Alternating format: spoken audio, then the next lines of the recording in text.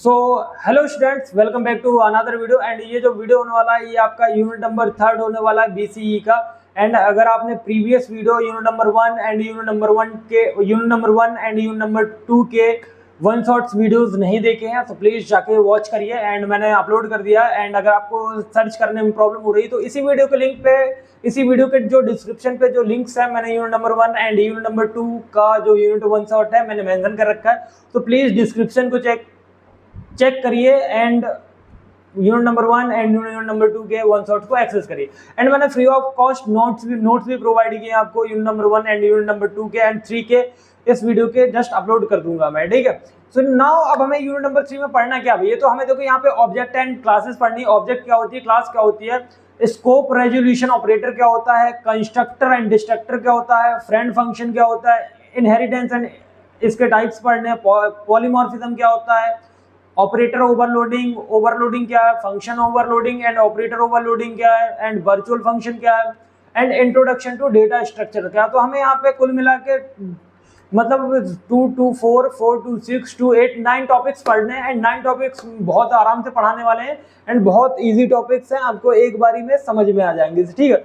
So now अब video को हम स्टार्ट करेंगे। एंड आपको अगर नोट्स एक्सेस करने हैं यूनिट नंबर 3 के तो प्लीज डिस्क्रिप्शन पे लिंक है टेलीग्राम का, तो टेलीग्राम चैनल को ज्वाइन कर लो या व्हाट्सएप के ग्रुप को ज्वाइन कर लो। वहां पे आपको मतलब हमारी यूनिट नंबर 3 के नोट्स प्रोवाइड कर दिए जाए। तो चलो वीडियो को स्टार्ट करते हैं विदाउट आपका टाइम वेस्ट किया एंड अपना टाइम किया। एंड प्लीज अगर वीडियो अच्छा लगता है तो प्लीज चैनल को सब्सक्राइब कर लीजिएगा, वीडियो को लाइक कर दीजिएगा एंड एक प्यार सा कमेंट कर दीजिएगा, ठीक है। तो चलो स्टार्ट करते हैं भैया। यूनिट नंबर 3 देखने वाले हैं, ठीक है। तो यूनिट नंबर 3 देखने वाले हैं तो यूनिट नंबर 3 तुम्हारा इंट्रोडक्शन टू OWPM एंड थोड़ा सा इंट्रोडक्शन है आपका डेटा स्ट्रक्चर का। तो देखो जितना भी यहाँ से टाइप है, object, class, scope, resolution, operator, constructor and destructor, friend function, inheritance, polymorphism, overloading function and operator overloading and type of inheritance and virtual function. तो ये सब तुम्हारा OWPS का पार्ट है। एंड जो इंट्रोडक्शन टू डेटा स्ट्रक्चर है ये तुम्हारा डेटा स्ट्रक्चर का पार्ट है, जो कि तुमको 3rd सेमेस्टर में दोनों तुम्हारे डिफरेंट सब्जेक्ट हो जाएंगे, ठीक है। तो भैया इस सब्जेक्ट को थोड़ा सा अच्छे से पढ़ लेना, लास्ट एग्जाम है तो कोशिश कर लेना कि थोड़ा सा दिक्कत ना हो, बिकॉज सारे सब्जेक्ट का कंबाइन करके आपको बेसिक कंप्यूटर इंजीनियरिंग बना दिया गया है, ठीक है। तो बाकी देखो समझाना मेरा काम है, समझना ना समझना इट्स डिपेंड ऑन यू। बाकी मैंने बोल दिया है कि भैया इस सब्जेक्ट को हल्के में मत लेना, कि आप लोग हल्के में लो, बिकॉज़ ये हल्के में लेने लायक सब्जेक्ट नहीं है। ये अपना जेन्युइन रिव्यू बता रहा हूँ भैया। इसमें कम से कम डीबीएमएस है, देखो सब्जेक्ट के नाम गिन लो, डीबीएमएस कंबाइन है, ऑपरेटिंग सिस्टम है, ऊप्स है एंड डेटा स्ट्रक्चर है, कंप्यूटर नेटवर्क है, और क्या है, और तुम्हारा नॉर्मल बेसिक कंप्यूटर है। जैसे बेसिक कंप्यूटर तो है ही है ये, बेसिक कंप्यूटर के तो सब्जेक्ट हैं, मतलब टॉपिक्स हैं। और क्या है भैया, ऑपरेटिंग सिस्टम हो गया, ये इंट्रोडक्शन टू एल्गोरिथम, पूरा डेटा स्ट्रक्चर घुसा हुआ है, ठीक है। एंड कंप्यूटर सिक्योरिटी बेसिस और क्लाउड कंप्यूटिंग एक सब्जेक्ट और है, cloud computing. So cloud computing, अब तुम देख लो, एक सब्जेक्ट, दो सब्जेक्ट, तीन सब्जेक्ट, 4, 5, 6, 7 सब्जेक्ट का कॉम्बिनेशन है भैया, इसलिए थोड़ा सा ध्यान से पढ़ लेना। बाकी एज यूर विश, और ज़्यादा लंबी वीडियो नहीं है, शॉर्ट में पढ़ाऊँगा क्योंकि बेसिक्स मतलब इंट्रो ही है। तो देखो सबसे पहले आता है भैया तुम्हारा क्या, कि तुम्हारा ऑब्जेक्ट एंड क्लास क्या होती है, सबसे पहला टॉपिक है। तो देखो क्लास क्या होती है। तो क्लास जो होती है ये एक ब्लूप्रिंट या टेम्पलेट होता है जिसके बेसिस पर हम क्या करते हैं, ऑब्जेक्ट बनाते हैं, ठीक है। देखो मतलब ऐसा है कि क्लास सिर्फ डिज़ाइन बताती है, और ऑब्जेक्ट में कौन कौन सी प्रॉपर्टीज़ और फंक्शन होंगे ये सब क्या होता है। देखो जो हमारा क्लास होता है, देखो मतलब क्लास सिर्फ डिज़ाइन बताता है कि ऑब्जेक्ट में कौन कौन सी प्रॉपर्टी होगी, मतलब डेटा होगा, और कौन कौन से फंक्शन होंगे, ये कौन बताएगा, हमारा क्लास बताएगा, ठीक है। तो क्लास क्या है, हमारा एक ब्लूप्रिंट है या टेम्पलेट है, जिसके बेसिस पर हम ऑब्जेक्ट बनाते हैं। मतलब सिर्फ हमें क्या, मतलब जो क्लास है सिर्फ डिज़ाइन बताता है कि ऑब्जेक्ट के अंदर कौन सी प्रॉपर्टीज़ होंगी और कौन से फंक्शन होंगे। सिंपल मेथड में देखो जो एग्ज़ाम में लिख सकते हो, तो class is a user defined data type है, जो डेटा मेंबर और मेंबर फंक्शन का क्या होता है, कलेक्शन होता है। तो देखो जो हमारा क्लास है वो क्लास क्या है, एक यूज़र डिफाइंड डेटा है। क्या है, यूज़र डिफाइंड डेटा टाइप है, जो कि क्या है, क्लास क्लास जो है data user defined data type है, जो कि data members and member function का क्या होता है, कलेक्शन होता है, ठीक है। एंड इसका एग्जांपल देख लो, अगर हम क्लास मतलब अगर हमारे पास कोई कार की क्लास बनाए तो उसमें क्या होगा, कलर होगा, स्पीड होगा और मॉडल होगा। तो ये सब क्या होंगी, ये सब कार की प्रॉपर्टी होंगी। देखो जैसे हम कोई क्लास हमने बनाया क्लास कार, ठीक है, और उसमें से देखो कलर जो होगा, स्पीड जो होगा, ये और मॉडल क्या होगा, ये सब होंगी इनकी ये प्रॉपर्टीज होंगी कार की, ठीक है।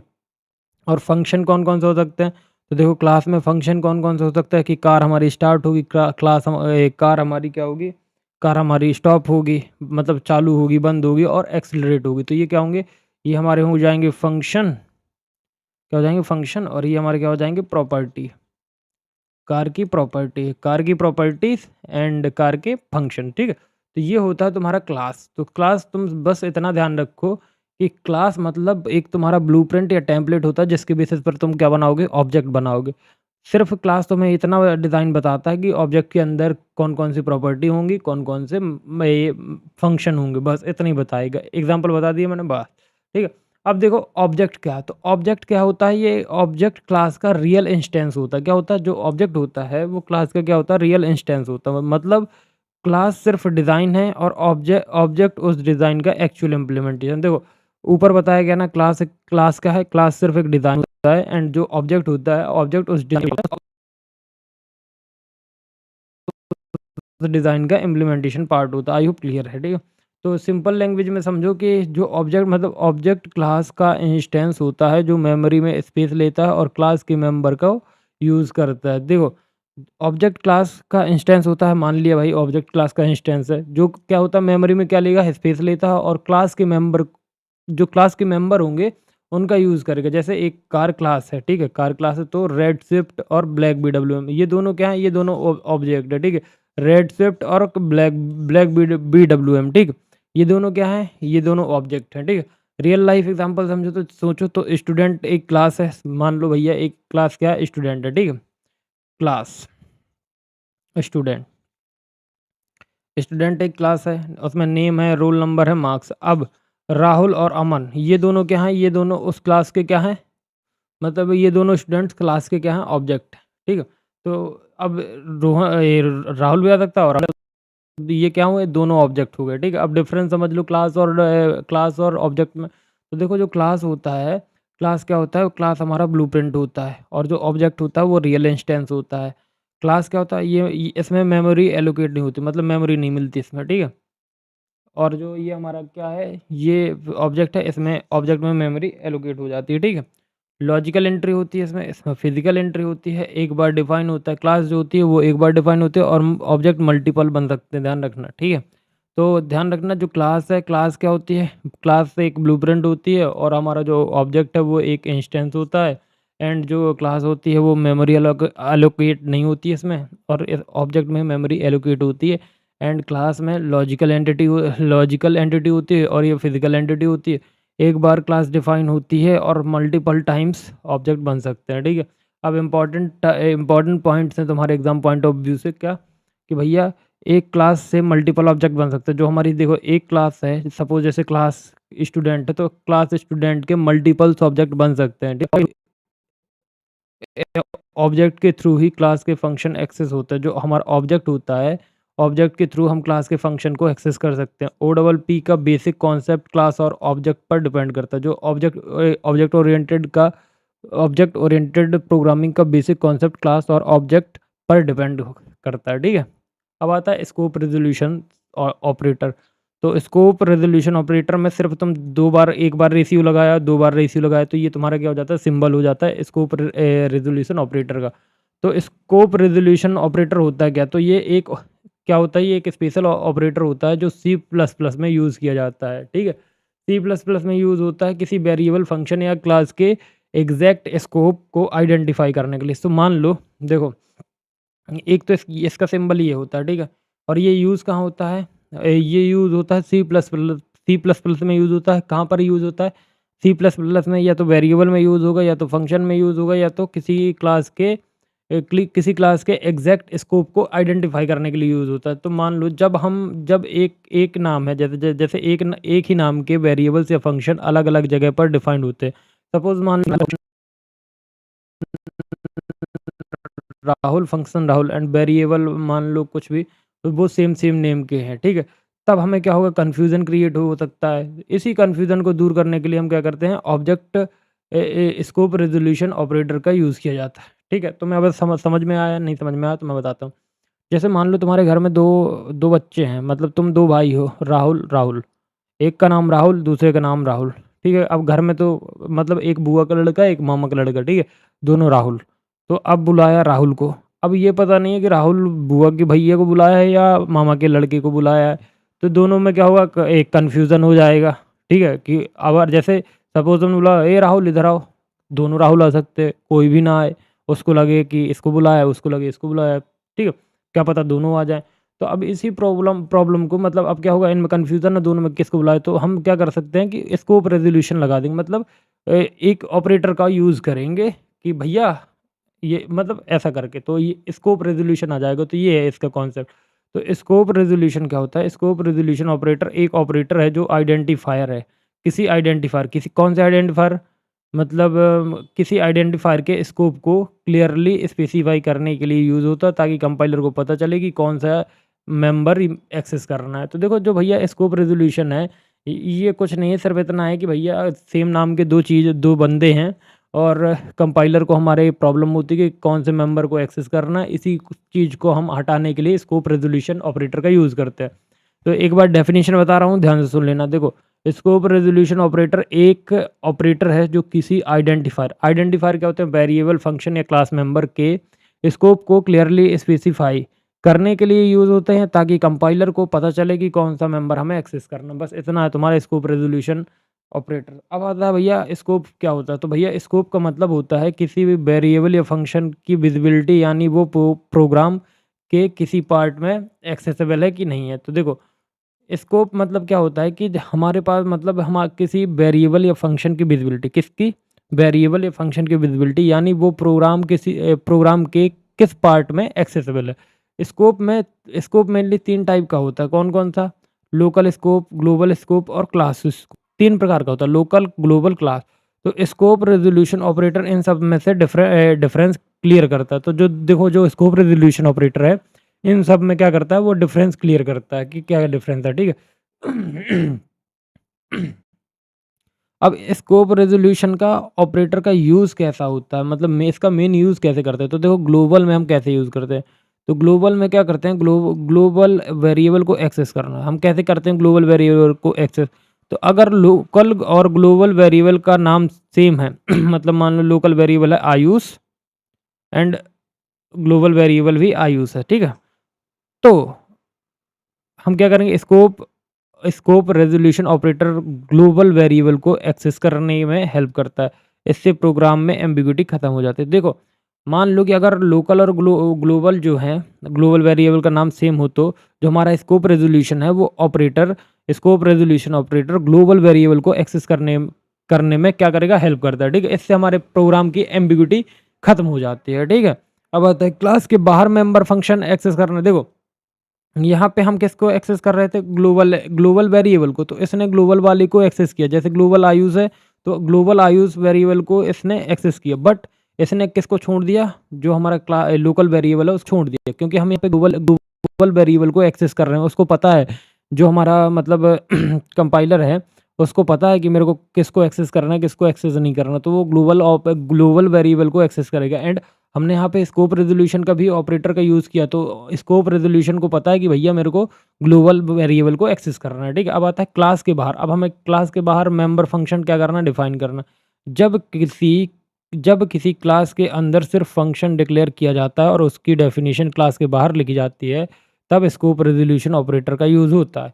अब मान लो तुम्हारी एक क्लास है और क्लास के अंदर सिर्फ तुमने क्या कर दिया, फंक्शन एक डिक्लेयर कर दिया, ठीक है? मान लो, 1 सेकंड के लिए मान सकते हो कि तुम्हारी जो क्लास है, क्लास के अंदर सिर्फ एक फंक्शन है एंड उसको तुमने क्या कर दिया, डिक्लेयर कर दिया है, ठीक है? एंड जो उसकी डेफिनेशन है, वो तुमने कहाँ लिख दी?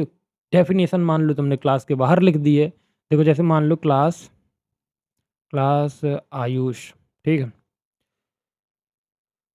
यहाँ पे तुमने अपना फंक्शन डिफाइन कर दिया, कुछ भी मान लो, वॉइड मान लो, वॉइड नहीं, फंक्शन लिख देता तुम लोगों को समझ में, फंक्शन। यहाँ पे तुमने अपना फंक्शन डिफाइन कर दिया एंड फंक्शन के बाहर मतलब अब ये क्लास क्लोज हो गई। अब तुम क्लास के बाहर यहाँ पे तुम डेफिनेशन लिख रहे हो, तो मतलब अब इसमें अब देखो समझो, क्या हुआ समझो। पहले हायरार्की समझो। क्लास के अंदर तुमने एक सिर्फ फंक्शन डिक्लेयर किया, ठीक है? मान लिया भई फंक्शन डिक्लेयर कर दिया और उसकी डेफिनिशन तुमने क्लास के बाहर लिखी जाती है, ठीक है? तब क्या होगा, जो हमारा स्कोप रेज़ोल्यूशन है, स्कोप रेज़ोल्यूशन तुम ऑपरेटर क्या करेगा, ऑपरेटर यूज़ होता है। किस लिए यूज़ होता है? ये बताता है कि ये फंक्शन किस क्लास का मेंबर है, बस इतने के लिए यूज़ होता है। क्या बताया ये कि ये फंक्शन किस क्लास का मेंबर है, बस। अब आता है नेम स्पेस के साथ, नेम स्पेस के मेंबर एक्सेस करना, जो नेम स्पेस वाले मेंबर होते हैं उनको एक्सेस करना। तो नेम स्पेस के अंदर क्या होता है, अंदर डिफाइंड मेंबर्स को एक्सेस करने के लिए स्कोप रेजोल्यूशन का यूज़ होता है। जो हमारे नेम स्पेस के मेंबर होते हैं उनको एक्सेस करने के लिए भी हम स्कोप रेजोल्यूशन ऑपरेटर का यूज़ करते हैं। ये क्लियर करता है कि किस किस मतलब मेंबर किस नेम स्पेस से बिलोंग करता है। देखो, जो हमारा जो हमारा स्कोप रेज़ोल्यूशन ऑपरेटर है, ये हमको क्या करता है, ये क्लियर करता है कि मेंबर किस नेम स्पेस से बिलोंग कर रहा है। तो इम्पोर्टेंट समझो कि नेम कॉन्फ्लिक्ट को सॉल्व करता है, प्रोग्राम को क्लियर और रीडेबल बनाता है और लार्ज प्रोग्राम में एम्बिग्यूटी अवॉइड करता है और OOP के कॉन्सेप्ट में इंपॉर्टेंट रोल प्ले करता है, ठीक है? अब आता है हमारा कंस्ट्रक्टर एंड डिस्ट्रक्टर। तो कंस्ट्रक्टर एंड डिस्ट्रक्टर बहुत इंपॉर्टेंट है। तो कंस्ट्रक्टर क्या होता है? कंस्ट्रक्टर जो होता है वो एक स्पेशल फंक्शन होता है। क्या होता है? स्पेशल मेंबर फंक्शन होता है, जो ऑब्जेक्ट क्रिएट होते ही ऑटोमेटिकली कॉल हो जाता है। देखो, एक बात बताऊँ, जो हमारा कंस्ट्रक्टर है, कंस्ट्रक्टर क्या होता है? कंस्ट्रक्टर एक स्पेशल मेंबर फंक्शन होता है। क्या होता है? Special member function. एंड तो देखो, जो तुम्हारा कंस्ट्रक्टर होता है, तो कंस्ट्रक्टर होता क्या है? तो सबसे पहले मैं बता दूँ, कंस्ट्रक्टर क्या होता है? ये एक स्पेशल मेंबर फंक्शन होता है, जो ऑब्जेक्ट क्रिएट होते ही क्या हो जाता है? ऑटोमेटिकली कॉल हो जाता है, ठीक है? एंड इसका इसका मेन काम क्या होता है? ऑब्जेक्ट को इनिशियलाइज़ करना, ऑब्जेक्ट को क्या करना? इनिशियलाइज़ करना, यानी कि स्टार्टिंग की वैल्यूज़ को असाइन करना, ठीक है? अब देखो, एक बात बताता हूँ कि यहाँ पे हमको क्या है, एक डेफ़िनिशन है किसकी? कंस्ट्रक्टर की। तो देखो, कंस्ट्रक्टर क्या है कि कंस्ट्रक्टर एक स्पेशल मेंबर फंक्शन है, जिसका नाम क्लास के नाम जैसा होता है, ठीक है? अभी मैं कोड लिख के बताऊँगा तो आपको समझ में आ जाएगा, ठीक है? क्लास क्लास के नाम जैसा होता है, ठीक है? एंड और जो देखो, सबसे पहले ये एक स्पेशल मेंबर फंक्शन है और क्लास के नाम पे ही कंस्ट्रक्टर का नाम होता है, ठीक है? और जो ऑब्जेक्ट के क्रिएशन के लिए टाइम ऑटोमेटिकली एग्जीक्यूट होता है, ताकि डेटा मेंबर इनिशियलाइज़ किए जा सके। एंड अब देखो, तुमको मैं एक चीज़ बताता हूँ, जैसे हमने एक क्लास नाम दिया, जैसे हमने क्लास लिख दिया, क्लास डेमो, ठीक है? ये एक डेमो क्लास, ठीक है? तो डेमो, एंड यहाँ पे हमने लगाया पब्लिक, ये हमारे क्या है? Public, public protected and private, ठीक है?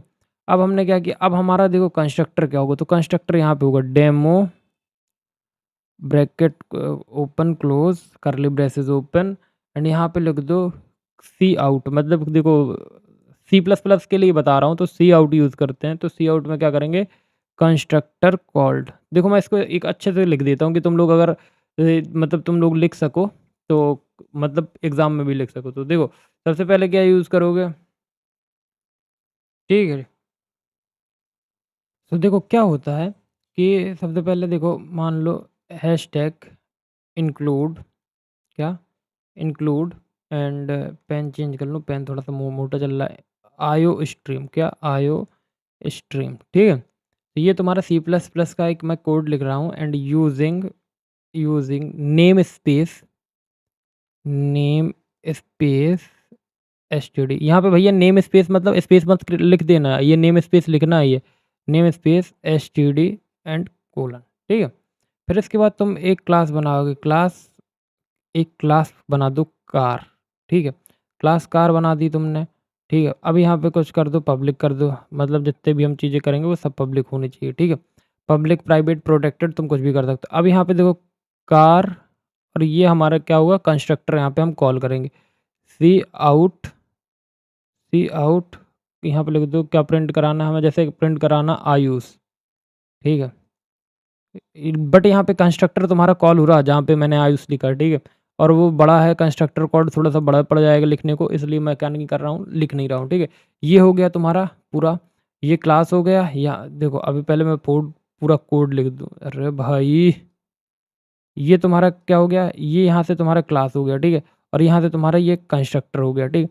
अब यहाँ से तुम्हारा जो मेन आएगा वो क्या आएगा, इंट मेन, ये मेन फंक्शन हो गया, मेन कर्ली ब्रेसेस ओपन और कार ऑब्जेक्ट ओबीजी, यहाँ पे तुम्हारा कार का ऑब्जेक्ट क्रिएट होगा, ठीक है। और यहाँ पे हम क्या कर देंगे, रिटर्न कर दो 0, रिटर्न 0, रिटर्न 0 एंड ये हो गया। तो ये हो गया तुम्हारा क्या, कंस्ट्रक्टर का कोड।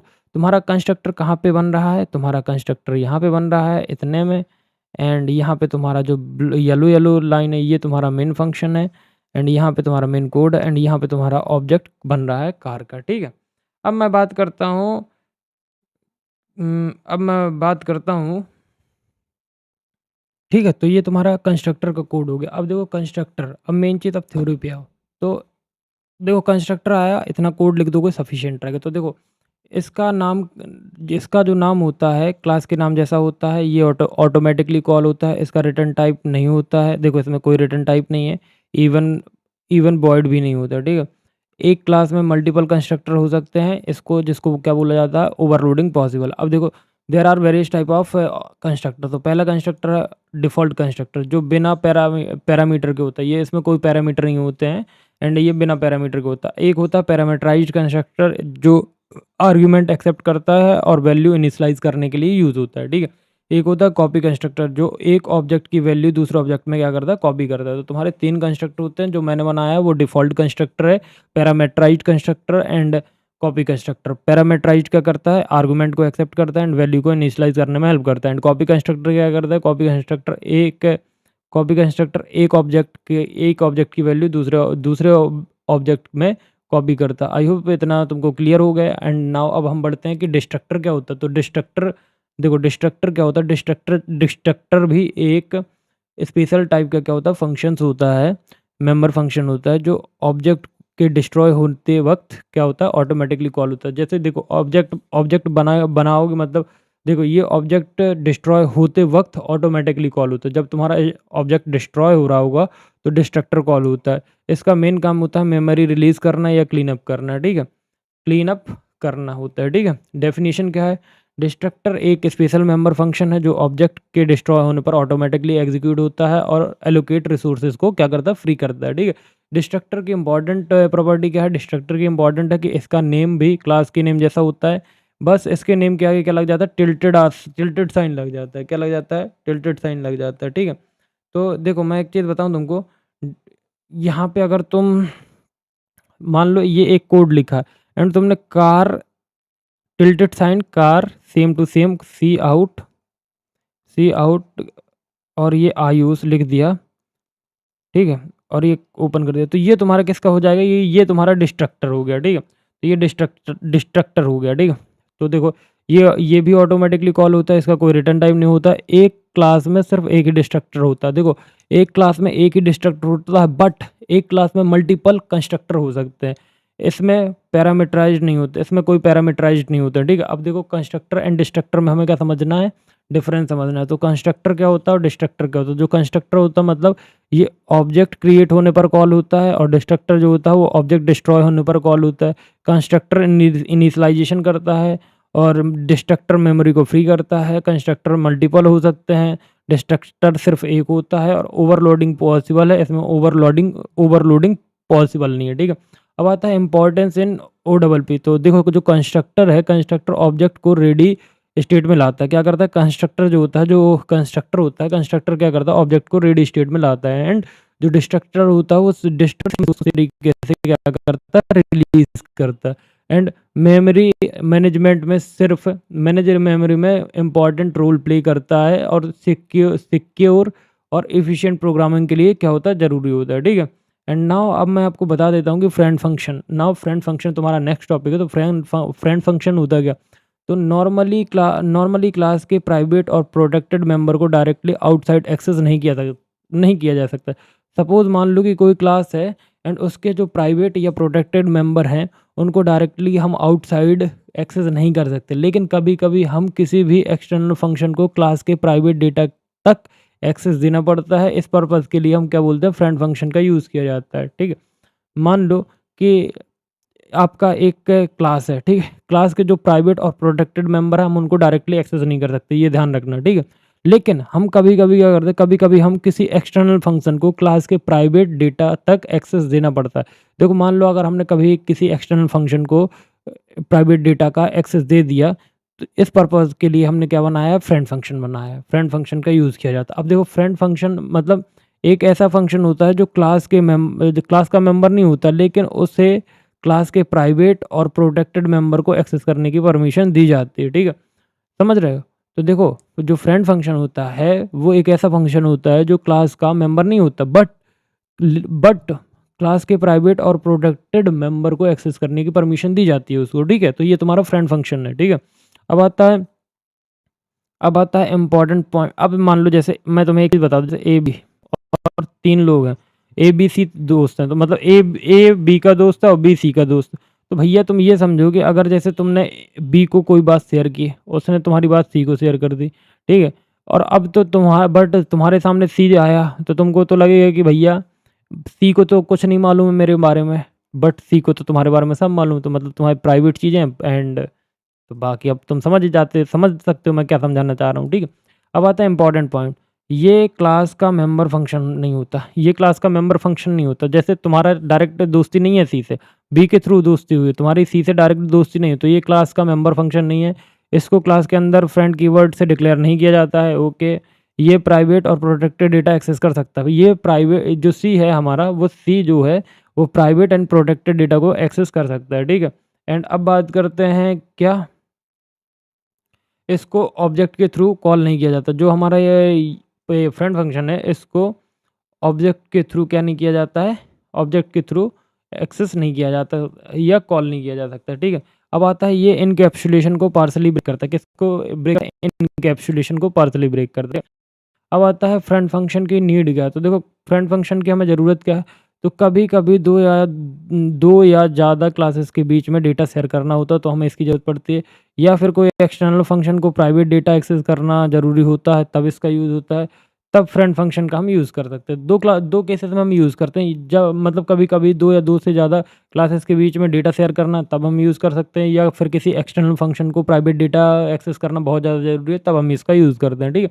इसके एडवांटेज क्या हैं कि प्राइवेट डेटा को कंट्रोल्ड वे में एक्सेस मिलती है एंड डिफरेंट क्लासेस के बीच में कोऑर्डिनेशन ईज़ी हो जाता है एंड फ्लेक्सिबिलिटी इंक्रीज़ हो जाती है। अब आता है डिसएडवांटेज का, तो डिसएडवांटेज का मतलब क्या होता है कि इसमें डेटा हाइडिंग वीक हो जाती है। जो हमारा डेटा हाइडिंग है वो क्या है, वीक हो जाता है एंड इनकैप्सुलेशन ब्रेक होता है एंड सिक्योरिटी रिस्क हो सकता है, मगर मिसयूज़ होता है, ठीक है? सिक्योरिटी रिस्क हो सकता है अगर मिसयूज़ हो तो, ठीक है?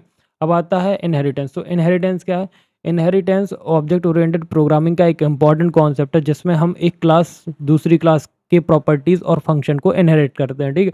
मान लो जब क्लास इनहेरिट करती है तब उसे ड्राइव्ड क्लास कहते हैं, एंड जो क्लास इनहेरिट किया देखो जिस क्लास से इनहेरिट किया जाता है तो उसे बेस क्लास कहते हैं, ठीक है? जिस क्लास से इनहेरिट किया जाता है उसे बेस क्लास कहते हैं, और जो क्लास इनहेरिट करती है उसे ड्राइव्ड क्लास कहते हैं, ठीक है? पेरेंट चाइल्ड होता है इसमें, सीधे-सीधे समझ लो, ठीक है? इनहेरिट क्या है? इनहेरिट एक मैकेनिज़्म है जिसमें एक क्लास दूसरी क्लास के डेटा मेंबर फंक्शन को एक्वायर करती है, जिससे कोड रीयूज़ेबिलिटी और हायरार्किकल रिलेशनशिप पॉसिबल होता है। तो जो इनहेरिटेंस होता है वो एक मैकेनिज़्म होता है, जिसमें एक क्लास दूसरी क्लास के डेटा मेंबर और मेंबर फंक्शन को क्या करेगी, एक्वायर करेगी, जिससे कोड रीयूज़ेबिलिटी और हायरार्किकल रिलेशनशिप क्या होते हैं, पॉसिबल होते हैं, ठीक है? रियल लाइफ समझो, जैसे अगर एक व्हीकल है, व्हीकल एक बेस क्लास है, ठीक है? व्हीकल एक बेस क्लास है मतलब पेरेंट क्लास है, और कार उसे इनहेरिट करता है, तो कार में व्हीकल की प्रॉपर्टी ऑटोमेटिकली आ जाते हैं। सो ये इज़ अ रिलेशनशिप शो करता है, तो कार इज़ अ व्हीकल। अब देखो मान लो, अब मैं तुमको थोड़ा-सा एक एग्ज़ाम्पल देता हूँ। जैसे क्लास मान लो, जैसे तुम्हारे grandfather, GR and grandfather, father and आप क्या बोलते हैं, चाइल्ड। अब ये हायरार्की देखो, पहले आपके दादाजी, दादाजी के बाद पापा जी, तो दादाजी की कुछ प्रॉपर्टी आपके पापा जी में आई होंगी एंड पापा जी की प्रॉपर्टी आप में आई होंगी, तो यही क्या है, इनहेरिटेंस है। तो मतलब आपके पापा जी ने आपके दादाजी से इनहेरिट की एंड आपने आपके पापा जी से इनहेरिट की, तो इट्स अ इनहेरिटेंस। तो देखो there are 5 type of inheritance. First is single inheritance. एक ड्राइव्ड क्लास सिर्फ एक ही बेस क्लास से इनहेरिट करती है। तो मान लो जैसे हमारे पास क्या है, एक व्हीकल क्लास है, ठीक है? व्हीकल क्लास है, ठीक है? व्हीकल क्लास है और एक क्या है हमारे पास, एक क्या है कार क्लास है। तो इसमें एक जो ड्राइव्ड क्लास होगी और एक बेस क्लास। तो ये एक बेस क्लास है या पेरेंट क्लास है और ये एक ड्राइव्ड क्लास है या चाइल्ड क्लास है, ठीक है? तो एक एक क्लास एक है बेस क्लास से ही डेटा को इनहेरिट करेगी, ठीक है? तो ये क्या हो गया तुम्हारा single inheritance. Multi level inheritance में क्या होता है कि एक ड्राइव्ड क्लास एक से ज़्यादा बेस क्लास से इनहेरिट करती है। तो मान लो जैसे मल्टीपल मल्टीपल मल्टीपल क्या है मल्टीपल इनहेरिटेंस। तो एक ड्राइव्ड क्लास एक से ज़्यादा बेस क्लासेस को इनहेरिट करी। तो मतलब क्लास ए और क्लास सी किसको इनहेरिट कर रहे हैं, class A and class B को, ठीक है? Multilevel inheritance, inheritance chain जैसा होता है, ठीक है? तो क्लास ए, क्लास बी और क्लास सी। तो इसमें क्या होता है मल्टी लेवल में क्या होता है, ये तुम्हारा पेरेंट पेरेंट और इंटरमीडिएट और सन, ठीक है? तो जैसे मान लो एक मैं एग्जांपल देता हूँ, क्लास एनिमल, ठीक है? इसको हटा दो, class animal, class class animal, ठीक है? क्लास एनिमल है और class dog extend animal, x tends animal, ठीक है? और फिर हमने लिखा क्लास पपी, मतलब डॉग का पपी छोटा सा, एक्सटेंड डॉग। तो अब देखो ध्यान से समझना, ये तुम्हारा क्या हुआ, मेन क्लास है मतलब पेरेंट क्लास, पेरेंट क्लास। सबसे नीचे ये है, ये क्या होगी तुम्हारी चाइल्ड क्लास। और जो ये होगा ये क्या होगा, इंटरमीडिएट क्लास। अब समझना, जो हमारा डॉग होगा, डॉग एनिमल की सारी प्रॉपर्टीज़ को इनहेरिट करेगा और जो पपी होगा वो पपी जो होगा वो डॉग की प्रॉपर्टी इनहेरिट करेगा, ऑल्सो एनिमल की प्रॉपर्टीज़ भी इनहेरिट करेगा, ठीक है? तो ये है तुम्हारा मल्टी लेवल इनहेरिटेंस।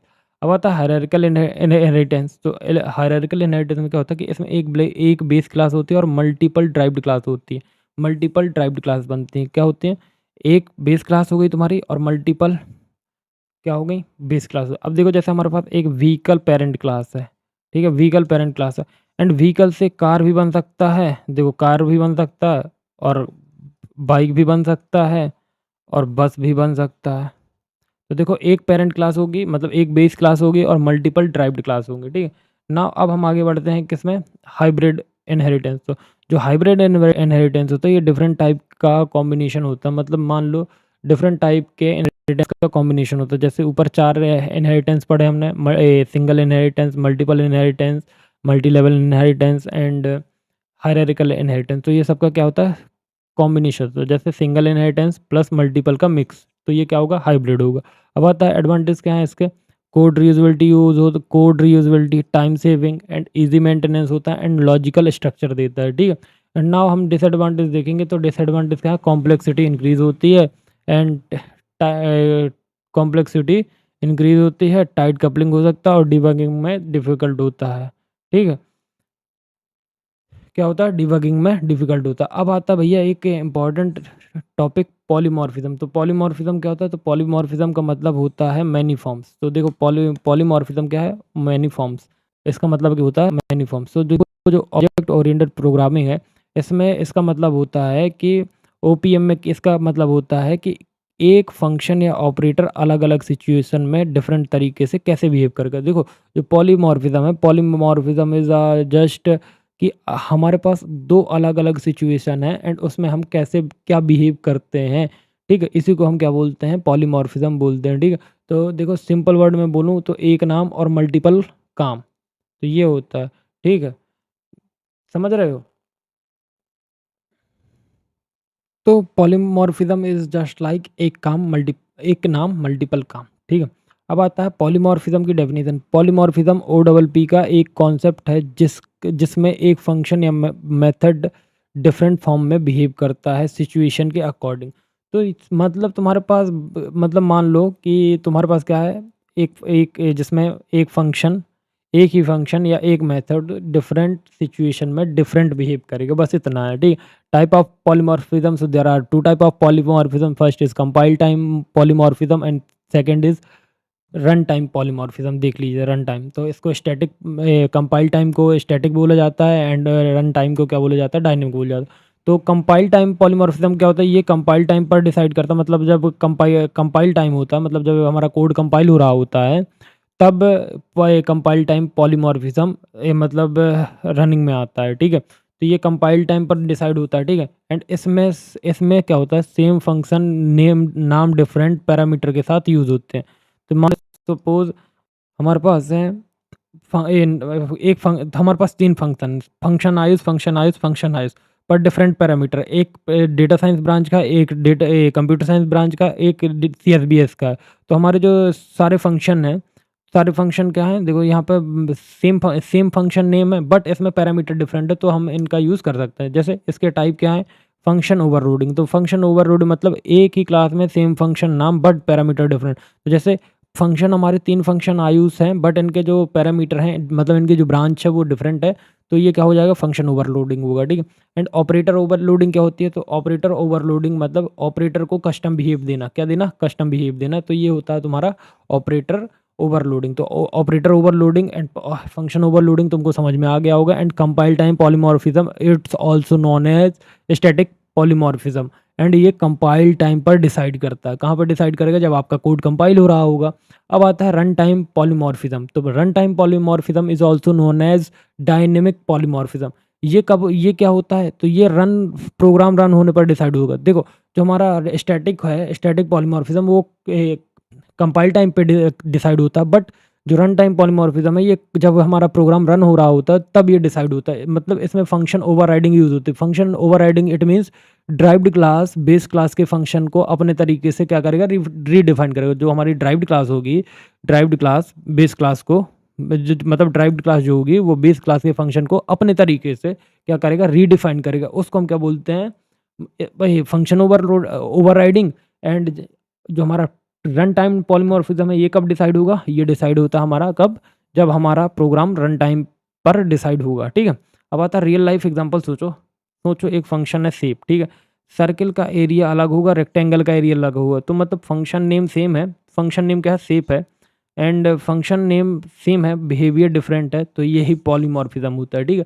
एडवांटेज समझो, इसमें कोड फ्लेक्सिबिलिटी होती है, रीयूजेबिलिटी होती है, और इजी मेंटेनेंस होता है, और एक्सटेंसिबिलिटी होती है। अब डिसएडवांटेज क्या है, डिसएडवांटेज ये है कि वो कॉम्प्लेक्सिटी बढ़ सकती है और डिबगिंग थोड़ा सा डिफिकल्ट हो सकते हैं। एंड अब देखो फंक्शन ओवरलोडिंग मैंने आपको यहाँ पर पढ़ाया था, ठीक है। फंक्शन ओवरलोडिंग मैंने यहाँ पे पढ़ाया था, ठीक है। अब मैं तुमको यहाँ पे, क्योंकि ये तुम्हारा एक अलग से टॉपिक है, तो फंक्शन ओवरलोडिंग तुमको अच्छे समझाता हूँ। देखो जब एक ही क्लास में सेम नाम के फंक्शन मल्टीपल बार बार डिफाइन किए जाते हैं, लेकिन उसे उसमें क्या होता है, पैरामीटर डिफरेंट होते हैं, तो हम उसे क्या बोलते हैं, फंक्शन ओवरलोडिंग बोलते हैं। अभी मैंने तुमको समझाया कि तुम्हारे पास मल्टीपल फंक्शन है, ठीक है।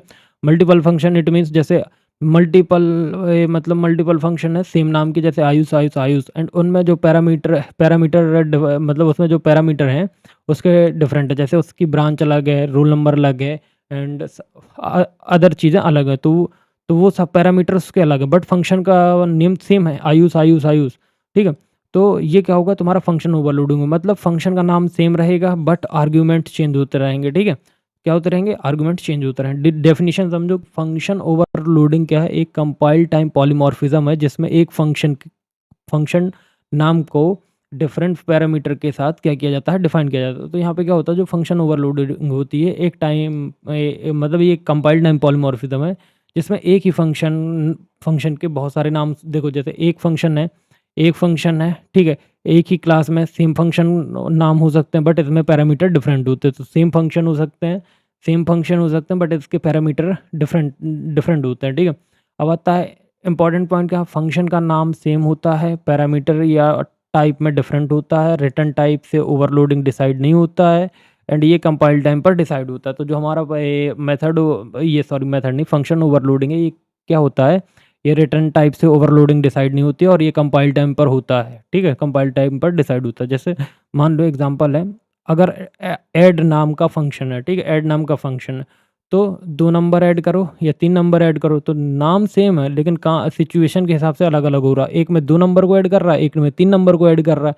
तो दोनों बार तो काम अलग-अलग हो रहा है ना, 2 और 3 अलग-अलग ही तो हैं, ठीक है? अब आता है ऑपरेटर ओवरलोडिंग, तो ऑपरेटर ओवरलोडिंग क्या होती है? तो ऑपरेटर ओवरलोडिंग क्या होता है? तो इसमें सी प्लस प्लस में ऑपरेटर जैसे प्लस हो गया, माइनस हो गया और इनटू मॉडुलस हो गया एंड इक्वल इक्वल टू हो गया, इनका नॉर्मल बिहेवियर होता है, लेकिन हम उनका बिहेवियर यूज़र डिफाइंड ऑब्जेक्ट के लिए क्या कर सकते हैं? चेंज कर सकते हैं। इस प्रोसेस को हम क्या बोलते हैं? ऑपरेटर ओवरलोडिंग कहते हैं। डेफिनिशन समझो। डेफिनेशन क्या है कि ऑपरेटर ओवरलोडिंग एक कंपाइल टाइम पॉलीमॉर्फिज्म है, जिसमें हम क्या कर सकते हैं? एग्जिस्टिंग ऑपरेटर को यूज़र डिफाइंड डेटा टाइप के लिए क्या कर सकते हैं? रीडिफाइन कर सकते हैं। देखो, जो ओवरलोडिंग है, जो ऑपरेटर ओवरलोडिंग है, ये क्या है? एक कंपाइल टाइम पॉलीमॉर्फिज्म है। ठीक है, क्या है? कंपाइल टाइम पॉलीमॉर्फिज्म है। इसमें हम क्या करते हैं? एग्जिस्टिंग ऑपरेटर्स को यूज़र डिफाइंड डेटा के साथ क्या किया जाता है? रीडिफाइन कर देते हैं। ठीक है, तो उसी को हम क्या बोलते हैं? ऑपरेटर ओवरलोडिंग बोलते हैं। ठीक, अब समझो कि अब हमें क्या समझने वाली चीज़ें क्या हैं हमारी? समझने वाली चीज़ें ये हैं कि इसके इंपॉर्टेंट पॉइंट्स क्या हैं? क्या इंपॉर्टेंट पॉइंट्स क्या हैं? तो देखो, इंपॉर्टेंट पॉइंट्स ये हैं कि ये सिर्फ सी प्लस प्लस में सपोर्ट करता है एंड ऑपरेटर ऑपरेटर का ओरिजिनल मीनिंग कंप्लीटली चेंज नहीं होता है। क्या नहीं होता है? ऑपरेटर का ओरिजिनली मीनिंग चेंज नहीं होता है, कंप्लीटली चेंज नहीं होता, और ये रीडेबल इम्प्रूव होता है। मतलब रीडेबिलिटी इसमें क्या होती है? इम्प्रूव करता है ये, एंड कंपाइल टाइम पर डिसाइड होता है। कहाँ पर डिसाइड होता है? कंपाइल टाइम पर। अब इसका थोड़ा सा सिंपल सा लॉजिक समझ लो। नॉर्मली प्लस नंबर क्या करता है? ऐड करता है। अगर 2 ऑब्जेक्ट को ऐड करना है तो हम प्लस को रीडिफाइन कर सकते हैं। ठीक है, अगर हमें दो ऑब्जेक्ट को अगर ऐड करना है तो हम क्या कर सकते हैं?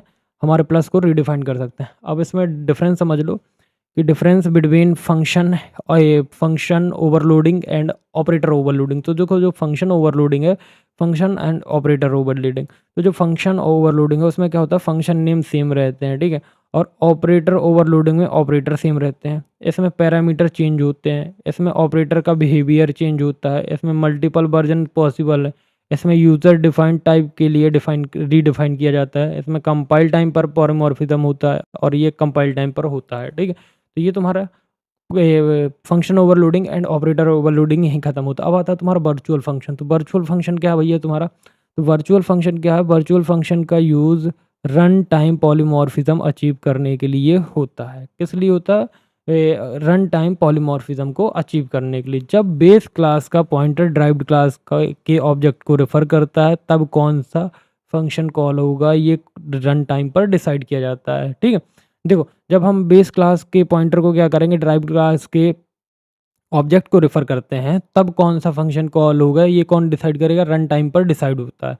ये डायनेमिक बाइंडिंग को सपोर्ट करता है। किसको? डायनेमिक बाइंडिंग को सपोर्ट करता है। अब आता है डेफिनेशन। तो वर्चुअल फंक्शन एक ऐसा मेंबर फंक्शन होता है जो बेस क्लास में डिक्लेयर किया जाता है। तो देखो, जो वर्चुअल फंक्शन होता है वो एक ऐसा मेंबर फंक्शन होता है जो कहाँ पर डिक्लेयर किया जाता है? बेस क्लास में। बेस क्लास में डिक्लेयर किया जाता है और ड्राइव्ड क्लास में ओवरराइड किया जाता है। इसको कॉल रन टाइम पर डिसाइड होता है। इसका जो कॉल होता है, मतलब कॉलिंग जो होती है इसकी, कहाँ पे होती है? रन टाइम पर डिसाइड होता है। वर्चुअल वर्चुअल फंक्शन की हमें ज़रूरत क्या है? तो देखो, नॉर्मली अगर base class pointer derived object को रेफर करे, देखो जो हमारा बेस क्लास पॉइंटर है वो ड्राइव्ड ऑब्जेक्ट को क्या करे? रेफर करे, तो बेस क्लास का जो फंक्शन कॉल होता है, तो देखो क्या होता है? तो बेस क्लास का फंक्शन कॉल होता है। लेकिन अगर फंक्शन वर्चुअल हो तो ड्राइव्ड क्लास का फंक्शन कॉल होगा। ठीक है, इसमें किसका हो रहा है? इसमें बेस क्लास का हो रहा है। लेकिन अगर वर्चुअल फंक्शन है तो तुम्हारा ड्राइव्ड क्लास का फंक्शन कॉल होगा। ठीक है, इसको करेक्ट बिहेवियर मिलता है। क्या मिलता है? करेक्ट बिहेवियर मिलता है। अब इंपॉर्टेंट पॉइंट समझ लो कि बेस क्लास में डिक्लेयर होता है, कहाँ पे होता है? बेस क्लास में डिक्लेयर होता है। ड्राइव्ड क्लास में ओवरराइड किया जा सकता है। ठीक है, रन टाइम में बाइंडिंग फॉलो करता है और पॉलीमॉर्फिज्म अचीव करने के लिए यूज़ होता है। ठीक है, फंक्शन कॉल ऑब्जेक्ट के टाइप पर डिपेंड करता है। जो हमारा फंक्शन कॉल है वो किस पे डिपेंड करता है? ऑब्जेक्ट के टाइप पर डिपेंड करता है। ठीक है, अब रियल लाइफ एग्जांपल सोचो। अब एक बेस क्लास है, जैसे शेप एक बेस क्लास है और ड्राइव्ड क्लास क्या है? सर्किल और रेक्टेंगल। तो हमारा बेस क्लास क्या है? शेप हो गया, और ड्राइव्ड है हमारा सर्किल और रेक्टेंगल। अगर एरिया जो फंक्शन है, एरिया होता है, अगर एरिया फंक्शन वर्चुअल है तो शेप का अपना एरिया कैलकुलेट रन होगा। तो जो हमारा देखो, इनमें एरिया होता है दोनों रेक्टेंगल और सर्कल में, लेकिन अगर एरिया फंक्शन क्या है? वर्चुअल है, तो हर शेप का अपना एरिया कैलकुलेट होगा। तो हर एक शेप का अपना अपना अलग अलग एरिया कैलकुलेट होता है। कहाँ पे? रन टाइम पे। अब समझो एडवांटेज क्या है? तो एडवांटेज क्या है? डायनेमिक बिहेवियर होता है, डायनेमिक बिहेवियर पॉसिबल है और फ्लेक्सिबिलिटी इंक्रीज होती है और प्रॉपर पॉलीमॉर्फिज्म अचीव होता है। ठीक है, एंड डिसएडवांटेज क्या है, थोड़ा सा कॉम्प्लेक्स हो सकता है, रन टाइम डिसीजन होता है और कॉम्प्लेक्सिटी क्या होती है, इंक्रीज होती है। अब आता है जो मेन एंड लास्ट टॉपिक है आपका यूनिट नंबर 3 का, it is a introduction to data structure. तो इंट्रोडक्शन टू डेटा स्ट्रक्चर, तो डेटा स्ट्रक्चर का मतलब होता है डेटा को ऑर्गेनाइज और स्टोर करने का तरीका। क्या होता है, डेटा स्ट्रक्चर का मतलब होता है, डेटा स्ट्रक्चर का मतलब होता है डेटा को ऑर्गेनाइज और स्टोर करने का तरीका, ताकि इफ़िशिएंटली एक्सेस और मॉडिफाई किया जा सके डेटा को। अगर डेटा प्रॉपरली ऑर्गेनाइज नहीं है तो प्रोग्राम स्लो और कॉम्प्लेक्स हो जाएगा। देखो, अगर जो हमारा डेटा है, अगर वो प्रॉपरली ऑर्गेनाइज नहीं है तो हमारा जो प्रोग्राम है वो क्या हो जाएगा, स्लो हो जाएगा और कॉम्प्लेक्स हो जाएगा। इसलिए डेटा स्ट्रक्चर प्रोग्रामिंग का इंपॉर्टेंट कॉन्सेप्ट है, ठीक है। तो डेटा स्ट्रक्चर क्या है, प्रोग्रामिंग का इंपॉर्टेंट कॉन्सेप्ट। अब आता है डेफिनेशन। तो देखो, डेटा स्ट्रक्चर एक तरीका है जिसमें हम डेटा को ऑर्गेनाइज करते हैं, स्टोर करते हैं और मैनेज किया जाता है ताकि इफ़िशिएंट एक्सेस और मॉडिफिकेशन पॉसिबल हो, ठीक है। डेटा स्ट्रक्चर की हमें ज़रूरत क्या है, आई एम सॉरी। तो डेटा स्ट्रक्चर की ज़रूरत ये है कि डेटा को सिस्टमेटिक वे में स्टोर करने के लिए हमें डेटा स्ट्रक्चर की ज़रूरत है, सर्चिंग फास्ट करने के लिए ज़रूरत है, मेमोरी को प्रॉपर यूज़ करने के लिए ज़रूरत है एंड लार्ज डेटा को हैंडल करने के लिए ज़रूरत है। तो ये सारी नीड्स हैं जिस वजह से हम डेटा स्ट्रक्चर को यूज़ करते हैं। तो डेटा स्ट्रक्चर के टाइप क्या होते हैं, तो DS it means data structure समझना। तो एक होता है लीनियर और एक होता है नॉन लीनियर, ठीक है। तो देखो, डेटा स्ट्रक्चर जो होता है वो लीनियर और नॉन लीनियर दो टाइप होते हैं। तो इसमें क्या होता है, इसमें डेटा जो होता है वो सीक्वेंशियल ऑर्डर में क्या होता है, अरेंज होता है। जो सीक्वेंशियल ऑर्डर तो समझते हो ना, सीक्वेंस में, ठीक है। तो डेटा इसमें क्या होता है, सीक्वेंशियल ऑर्डर में अरेंज किया जाता है। Example array, link list, stack और क्यू। इसमें एक एलिमेंट का रिलेशन नेक्स्ट या प्रीवियस एलिमेंट से होता है, ठीक है।